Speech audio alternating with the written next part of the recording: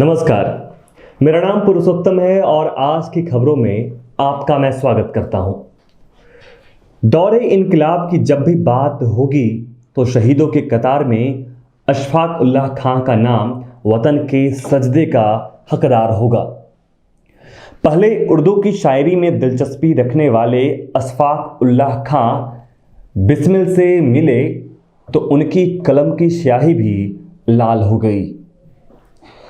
भारत की स्वाधीनता आंदोलन और कोकारी कांड में बेहद महत्वपूर्ण भूमिका निभाने वाले शख्स अशफाक उल्लाह खां शुरुआत में महात्मा गांधी की विचारधारा को काफी पसंद करते थे, लेकिन जब चौरी चौरा की घटना के बाद महात्मा गांधी ने असहयोग आंदोलन वापस ले लिया तो अशफाक उल्लाह खां का रुझान क्रांतिकारियों की ओर हो गया था और उस वक्त देश में हो रहे आंदोलनों की ओर क्रांतिकारी घटना ने अशफाक को इस तरह प्रभावित किया कि उनके मन में भी क्रांतिकारी भाव जगने लगे। देश इन रणबांकुरों को योगदान को कभी नहीं भूल सकता। आज की कहानी में हम बात करेंगे अशफाक उल्लाह खां की। उनके जीवन की बात करते हुए हम कोकारी कांड पे अपना ध्यान आकृष्ट करवाएंगे और जानेंगे अशफाक और बिस्मिल की दोस्ती और अशफाक की लेखनी की भी बात करेंगे। अंग्रेजी शासन में देश को आज़ाद कराने के लिए अपने प्राणों की आहुति देने वाले अशफाक उल्लाह खां न सिर्फ एक निर्भय और प्रमुख स्वतंत्रता सेनानी थे, बल्कि उर्दू भाषा के एक बेहतरीन कवि भी थे। पठान परिवार से संबंधित अशफाक उल्लाह खां का जन्म 22 अक्टूबर 1900 को शाहजहांपुर में उत्तर प्रदेश में हुआ था। अशफाक उल्लाह खां ने स्वयं अपनी डायरी में यह लिखा है कि जहां उनके पिता के परिवार में कोई भी स्नातक की पढ़ाई पूरी नहीं कर सकी, वहीं उनके ननिहाल में सभी लोग उच्च शिक्षित और ब्रिटिश सरकार के अधीन प्रमुख पदों पर कार्यरत थे। 4 भाइयों में अशफाक सबसे छोटे थे। इनके बड़े भाई रियायत उल्लाह खां राम प्रसाद बिस्मिल के सहपाठी थे। जिस समय अंग्रेजी सरकार द्वारा बिस्मिल को भगोड़ा घोषित किया गया था, तब रियायत अपने छोटे भाई अशफाक को उनके कार्यों और शायरी के विषय में बताया करते थे। भाई की बात सुनकर ही अशफाक के भीतर राम प्रसाद बिस्मिल से मिलने की तीव्र इच्छा विकसित हुई, लेकिन इस समय इसका कारण सिर्फ शायरी था। आगे चलकर दोनों के बीच दोस्ती का गहरा संबंध विकसित हुआ। अलग अलग धर्मों के अनुयायी होने के बावजूद दोनों में गहरी और निस्वार्थ मित्रता थी। 1920 में जब बिस्मिल वापस शाहजहांपुर आ गए थे, तब अशफाक ने उनसे मिलने की बहुत कोशिश की, पर बिस्मिल ने इस ओर कोई ध्यान नहीं दिया। वर्ष 1922 की बात है, जब असहयोग आंदोलन की शुरुआत हुई, तब बिस्मिल द्वारा आयोजित सार्वजनिक सभाओं में भाग लेकर अशफाक उनके संपर्क में आए। शुरुआत में उनका संबंध शायरी और मुशायरों तक ही सीमित था।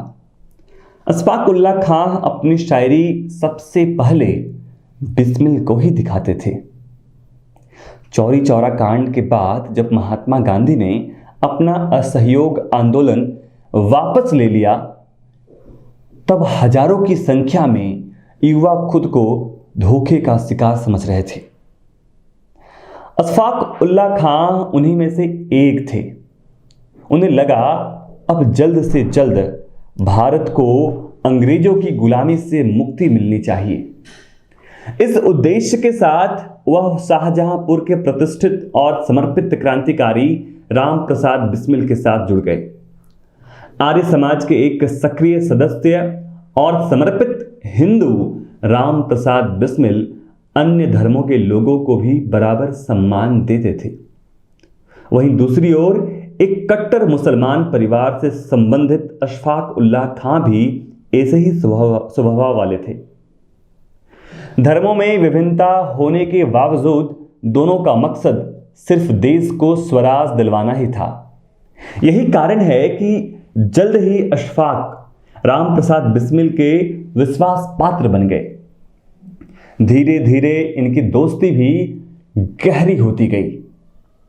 जब क्रांतिकारियों को यह लगने लगा कि अंग्रेजों से विनम्रता से बात करना या किसी भी प्रकार का आग्रह करना फिजूल है, तो उन्होंने विस्फोटकों और गोलीबारी का प्रयोग करने की योजना बना डाली। इस समय जो क्रांतिकारी विचारधारा विकसित हुई वह पुराने स्वतंत्रता सेनानियों और गांधी जी की विचारधाराओं से बिल्कुल उलट थी। कोई भी मेल नहीं खाता था, बिल्कुल अलग और एक अलग ही विचार के साथ गांधी जी की विचारधारा से वो ताल्लुक रखते थे। लेकिन इन सब सामग्रियों के लिए अधिकाधिक धन की आवश्यकता थी। इसलिए राम प्रसाद बिस्मिल ने अंग्रेजी सरकार के धन को लूटने का निश्चय किया। उन्होंने सहारनपुर लखनऊ 8 डॉन पैसेंजर ट्रेन में जाने वाले धन को लूटने की योजना बनाई। 9 अगस्त 1925 का वो दिन जब राम प्रसाद बिस्मिल के नेतृत्व में अशफाक उल्लाह खां समेत 8 अन्य क्रांतिकारियों ने इस ट्रेन को लूटा।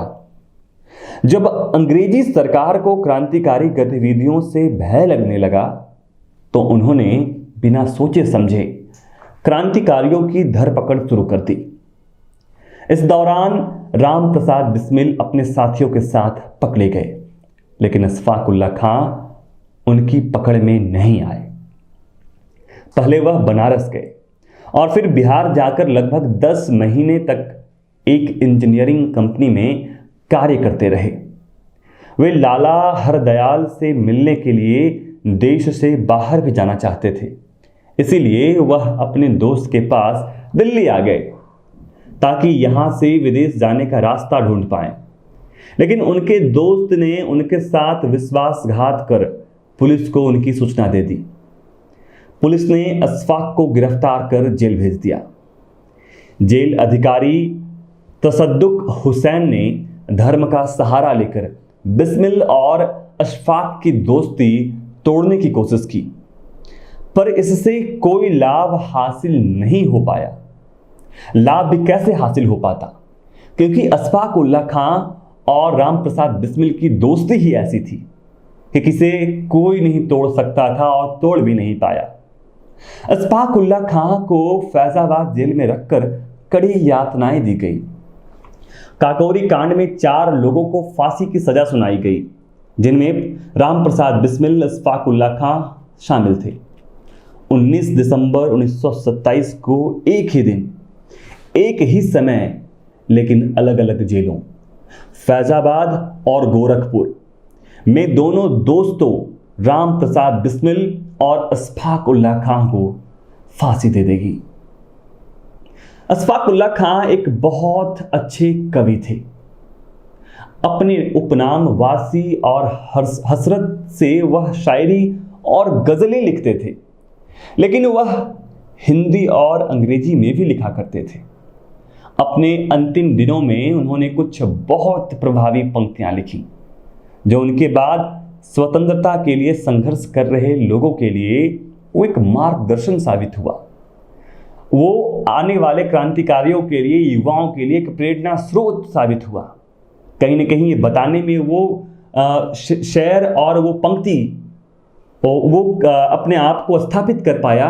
वो बताने में कहीं ना कहीं वो प्रयासरत रहा कि किस प्रकार से हम अपने देश की आज़ादी के लिए लड़ सके। अशफाक उल्लाह खां एक बहुत अच्छे कवि थे। अपने उपनाम वारसी और हसरत से वह शायरी और गज़लें लिखते थे, लेकिन वह हिंदी और अंग्रेजी में भी लिखते थे। अपने अंतिम दिनों में उन्होंने कुछ बहुत प्रभावी पंक्तियां लिखी, जो उनके बाद स्वतंत्रता के लिए संघर्ष कर रहे लोगों के लिए मार्गदर्शक साबित हुई।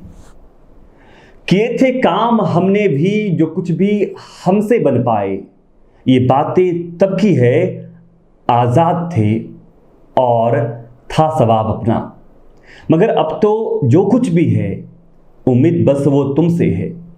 जवा तुम हो लबे बाम आ चुका है आफताब अपना।